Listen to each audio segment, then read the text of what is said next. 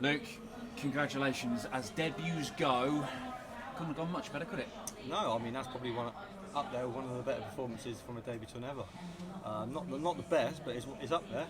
I felt like there was a lot more to give there. I think I had a lot of slack first darts. I might be too critical myself, but I've many times come off on the stage and played well and thought I didn't play as great, but walking off with the stats there, I think that was a great performance. I can't ask for more. My doubles were good at the right important time. I felt like against James, if my scoring's as good as it can be, like everyone knows, if I take my doubles out, he wouldn't be able to match me. James is one of the most successful players in history, particularly at the Betfred World Matchplay, and you've controlled that game from start to finish. How did you feel about being drawn against him after he beat in the UK Open? I mean, I looked at it, it was probably the worst draw in the quarter, in my opinion, but, I knew if I get through that game that there was a good opportunity that the draw could open up for me. I ain't satisfied with winning first round games now. I've made a major final, so I can't just sit and be, I'm happy with the first round win. I've got to look to start making major finals all the time as much as I can and winning them, because everyone knows I want to be in the Premier League, and I ain't going to get in the Premier League on just winning the first round games. So, I looked at it and thought, it ain't a bad quarter, but we all know that it doesn't matter who you play, they can play amazing. So, it was probably a very, very tough draw, but I don't think James played as well as he could. But I think I was sort of on my A game there. So, have you set foot in the Winter Gardens before today? No. And so, on your very, very first day walking through the Winter Gardens, not only did you beat James Wade, but you're already going, first round wins not enough for me. I've got to be making major finals and winning. This is a very, very high bar you're setting to achieve very, very quickly. Yeah, I mean, today was actually the first time I ever set foot in this room. I didn't.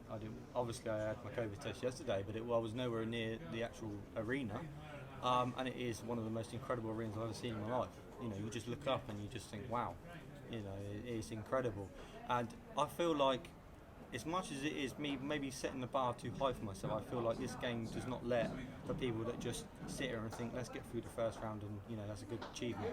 There's so many good players, and you have to keep progressing, keep getting better, because I'm maybe like 28th in the world, and I feel like I've been fantastic last 2 years. I'm still 28th in the world. So to get in the top 16, I feel like I have to set the bar higher. Because I feel like I'm capable of being there, but I have to be putting in these performances more often. I think I'm on the stage, more on the floor, and I think I have this year. It feels like there's a real breakthrough happening for you this year, Luke. You've made your first finals in senior darts, 4 of them in fact. You've qualified for this. You're in line to play in more TV tournaments in which you've not featured later in the year. You could go not just one big step, but several enormous steps between today and the end of the year, or maybe even the end of this week. Yeah, I mean that's the key in it. I'm defending, a lot of money at the World Championships this year, so it's nice to take a little bit of pressure off and gain a bit of money now. And when it comes to the World Championships, when that £50,000 comes off, it ain't such a big drop for my ranking. My goal is to be in the top 24 after the World Championships, because I could be in the Masters. That's another major I'm in, another competition I can prove myself, and that's what it's all about for me. I know I played good darts on the Pro Tour, but I know I play my best darts on the stage, and I want to be there as much as possible. So, Krzysztof Ratajski next for you. He's a guy you've not beaten. You only played him a couple of times, but with all the players in this event, it looks very wide open, and yet you think, why can't I go and beat all of it? Your first title could be one of the biggest ones. Yeah, I mean, Krzysztof's, I rate him as like a James Wade. He's very consistent, very straight throwing. You ain't going to get below 95 average from Krzysztof, but he could throw 105. So there's anywhere between there. He's a very, very tough player, in my opinion, to beat, just like James can be. And I know that I'm going to have to outscore him, because I feel like my scoring power is what can take me to the highest level in this game. And if my doubles can go out like they did, the last few times against Michael in the UK in the semi-final, like there against Wade, if they can, my doubles go in my scoring, I think I'm very, very tough to beat. But I know that Krzysztof's a fantastic player, and I'm going to have to perform like I did against James today. Can't wait to watch it. Well done. Thank you, Jim. Luke, many congratulations. I know, speaking to you personally, you've waited a long, long time for this moment. The match play has always been the one that you've wanted to tick off. From the moment you got up this morning to the reflection time you've had now, has it lived up to expectation? Yeah, it has actually, Phil. This is, I've qualified for a lot of majors, but this is the one that I've wanted. I don't know what it is. I think it's so iconic for the players. I think I walked into the arena today for the first time, and I realise why. You know, I look up and I think, wow, it's just an incredible arena.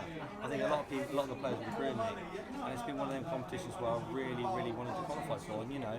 I was satisfied to be here, but I just wanted to win. You know, I want to win as many games as possible because I feel like, you know, the heat can be quite a difference for play. I felt comfortable at that. I didn't feel too hot. I felt more hot after I'd finished my game. So if I can deal with the heat and I can play like that, you know, I will be dangerous in this competition. Just touch on what you said to Dan there about the Masters and everything like that, and the Premier League, that you have ambitions. Do you look at what Johnny Clayton's done in the last year and the doors that's open, and are you trying to plot the same sort of route as Johnny? Yeah, I mean, I think, you know, being realistic, I think Johnny's probably at a higher stage than me. I think he's very much more consistent than I am with the height, with the top games.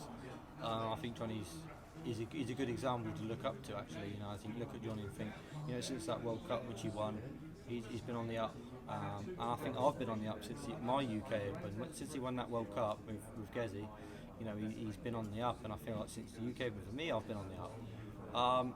You know, it's hard because, you know, my first goal was to, you know, do well on the Pro Tour. I've done that now. Then it was qualifying for all the majors. I've done that now. You know, I have to look up what's next. It's Premier League, it's, you know, World Series. You know, that's the next step, isn't it, for me? So, you know, good performances that ain't going to do me any harm. But I think the next step for me is, you know, I ain't going to put too much pressure on myself, but getting in the Premier League and stuff, because I feel like I'd flourish, and, you know, I think that's the sort of things that would suit me very well.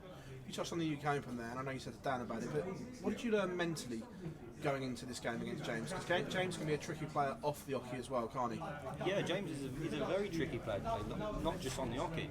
You know, he's a methodical player. You know, he's very tough to beat on everything, mentally, you know, physically on the board. He's a very sort of methodical player, as I've mentioned quite a few times. But you know, I beat him the other week 6-1 on the Pro Tour, and you know, I think that when you get in front of James, he feels like, he looks like he can't be bothered, and I knew that was the case, and that's why I thought, you know, get in front of him really early, punish him, you know, and obviously like I did, you know, punish his misses, and he did miss, you know, I think there was one leg there, he missed 5 or 6 darts, you know, double, and I come in and punished him, and usually that's the other way around. Usually James does that to other people, so I felt like, you know, punish his mistakes, and he did have a few mistakes, and I think that's why, you know, the scoreline was pretty flattering. Congratulations, mate. Thank you very much. Thank you very much. Cheers. Luke, we know you've worked really hard behind the scenes on the fitness side of things, and it's days like today that you really reap the benefits. Yeah, I mean, you know, it is hot up there. You know, I expected it. No disrespect to the other players. I expected it to be more hot. I thought it was going to be roasting. I couldn't cope, but actually, I coped pretty well with it. I took a lot of shirts with me today, just in case, you know, changed the fifth break the temperature. But I didn't change the shirt because I felt, you know, it ain't as hot as I thought it was going to be. Obviously, that might change through the week. But you know, losing weight and being a bit more fitter has probably helped in that circumstance, because you know, you don't sweat as much, you don't feel the heat as much. But I feel like the heat's hit me more when I've walked off the stages after. You know, I felt very comfortable on the stage there. And how confident are you can back this up now on Tuesday? Obviously, there's going to be a full crowd in as well. How much of that goes into that? Yeah, that's, you know, that was a lovely little taster playing in front of 800 people. Now I'm ready to sort of play in front of 2,500 people and, you know, experience the big time crowds now. It's been a long time actually. You know, I think the last time I played in front of the crowd was like that big was 18 months ago, and I miss it. I do miss it a lot. You know, it's been a long time coming. I just can't wait, and I feel like, you know, if I can, it's going to be hard to back up performances like that, but I feel like I play much better when I'm preparing for one game a day. This tournament, if anything, it suits me the best. Thank you. You mentioned it there, Luke. You say it's been 18 months since you played in front of the crowd. You're the player in this tournament that's had to wait the longest between playing in front of the crowd. Did you realise how much of a buzz it was going to be, not just walking on, but during the game with the crowd cheering you on? Yeah, I see that in the tweet actually. I think it was like 497 days since, you know, I played in front of a proper crowd. But I feel like, I've said it in other interviews before, I don't feel like it was any different, you know, because when you hear the crowd noise playing, you know, in the background we have played, you know, unless you focus on what's going on in front of you and you're looking out to the crowd and you're worrying about what's going on, that's the only way it'll affect you. You know, the crowd noise was fantastic. I think the crowd today were very respectful and amazing. You know, I think that's one of the best crowds I've ever played in front of. You know, they cheered for James, right? They cheered for me. You know, and they're very, very respectful. And I think darts fans are starting to get to that point now where they're very, very respectful, very, very good. And I enjoyed that. That was incredible out there. I think 2,000 fans, you know, or was it 2,500 fans on Tuesday will just be an incredible spectacle. It's going to be a lot hotter, so obviously it's going to be another task for me to cope with. You say James sometimes can struggle when he gets behind. That was obviously evident today. Did you feel some of the work you've done mentally and not just physically was something that gave you the edge today? Yeah, I mean, I have my mental negatives. You know, I think a lot of players know what my mental negatives, but I know that James, when you get in front of him, I experienced it a couple of weeks ago in the Super Series. I was 5-0 up, and he felt like he was giving up. He sort of let me have the game. And, you know, I think when I was, I don't know if it was 8-2 up, but I felt like he was just throwing as if he couldn't be bothered. And, you know, I'm happy to pick the pieces up and take the game away if you're going to give up. You know, I've had a lot of games this year where I've sort of been 3 or 4-0 behind and come back and won, because I feel like I've got the game to pick them games, you know, back, you know, pull it back. But I feel like James sometimes can have that. I mean, I'm not disrespecting him. You know, sometimes he can have that negative attitude, like I can. Sometimes it can happen to me. I mean, if he's on top of you, he don't relent, and I felt like that's what I need to start doing. If someone gives me that little bit, that little inch, I need to take a mile. Cheers for your time. Thank you.